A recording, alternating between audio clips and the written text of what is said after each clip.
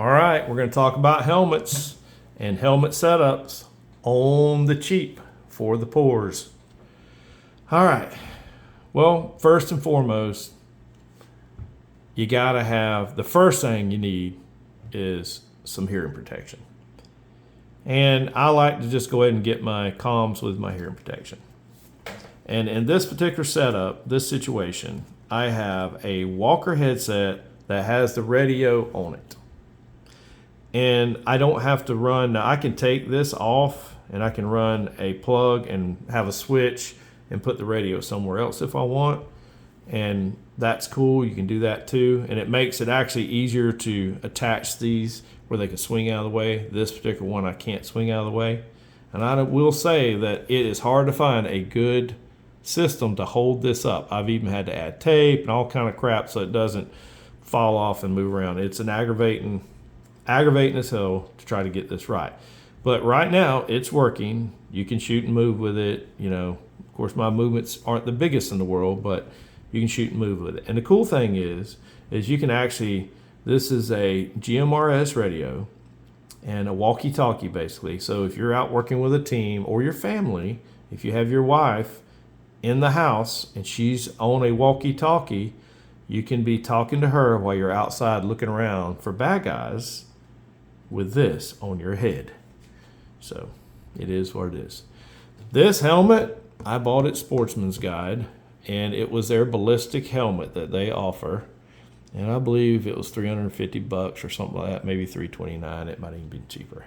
But, you know, have I tested it? No. Have I been shot with it? No. They say it is a level 3 helmet. Who knows? I don't want to test it, but it's not that bad. It's very comfortable. So it is what it is. It's not a $2,000 helmet. So, and I hope I don't ever have to test it out. But what it does do is it holds my hearing protection and it holds my night vision. And like I said, this is all on a budget. So, and the budget isn't cheap either, because this is an AGM PMVS 14 level 1. I believe it was about $1,900 when I bought it. And that was a couple years ago. And it has worked flawlessly. And it's a very good item.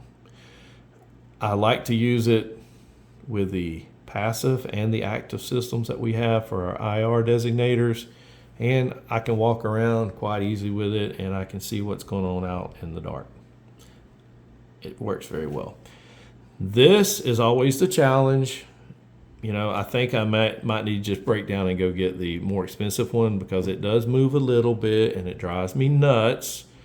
But it's been working so far. It hasn't had any issues, and it locks back nice and neat. So not too bad there. Yeah. Anyway, so that's not cheap. So where are we at now? We're at about almost $1,000, or almost a couple $1,000. So it's expensive having a helmet where you can work stuff. So, you know, the helmet's $350 or so. That's $1,900. It gets expensive. And now we're on the side here. Now, what is not expensive and I really like and works well is this little light. This is a little IR light. And I like this little light. It's not so bright that it lights up the whole world, but it lights my way if I'm walking and looking through these. And I love that. And it was only $10 on Amazon. And it has worked and worked and worked. I kept thinking, well, for $10, it's going to quit pretty soon. Nope. I've wrapped it with some, I think I actually have 2 of these somewhere. I wrapped it with some hook and loop so I can just attach it to here, or attach it somewhere on my uniform, or whatever I need to do for just a minute. And I can still see things under the IR. And I just like that a lot. Now, this is a cheap ass identifier, and this one is not even IR. This is just where we're out moving around. I wanted people to see me, so that don't just disregard that. But it flashes in several different colors, so I can tell who's on which team, and that's all that was for. But as far as that goes, and then the helmet itself is so comfortable. I really like the helmet, and it has a nice hook and loop all the way around. You can put different things on it, and that makes it nice. But the biggest thing I want to take away from this helmet is having your comms on it, so you don't have to run it to a radio wire anywhere. You can just grab the helmet, turn it on, and you can talk to a fellow member, a team member, or whatever, whether it be your family in home while you're going out reconning the property, or it being a team member you're trying to work with. It works pretty nice. And then this is just how I have mine set up. I mean, everybody has different things. A lot of people have duals up here, and then they can use one or two. The reason I use the mono system is in the Apache, we use the mono system. And I got used to working with looking just through my right eye. And what that does is when you use this stuff very long, you get what they call whiteout. Your eyes, basically when you take it off, you can't see anything but just white. It's like you've had a flashlight in your eye the whole time. And so you really can't see when you flip this thing up. So I want to still be able to see to use my pistol with a white light if I needed to. So, or if this thing gets knocked off, I don't want to be blinded if I had two on. So I like to have one aided eye and one unaided eye, so that one eye is basically looking through the dark and seeing, you know, different forms of light, not just green light or phosphorus light. I like to be able to just have one eye ready for the night and the other eye aided. And that way, if something happens that maybe I get a whiteout or this thing gets broken or something, I don't have to wait a few seconds for my eye to get, my right eye to get where I can, or both eyes to get where I can see. I've already got one eye on the left side that is seeing. So that's why I use the mono system. And it works for me. I can shoot easily with it. I can operate easily with it and be on target just as fast as if I had both eyes. Now, the only thing is you don't get really good depth perception, but you don't really get that anyway with, you know, night vision. So it's just hard to, you get some, but not much. You feel like you're walking in a hole because you don't see right below you. So that's how it works. So anyway, I suggest you guys, you know, get your system, get it set up like you like it, and go out in the night. Go walking around with it for a while.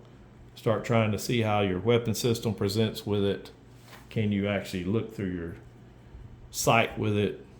Do you have a laser for your weapon, IR laser that you can put on targets with it? And just kind of get out and start working with it and practicing with it before you ever fire any rounds. And just get yourself used to working in the dark.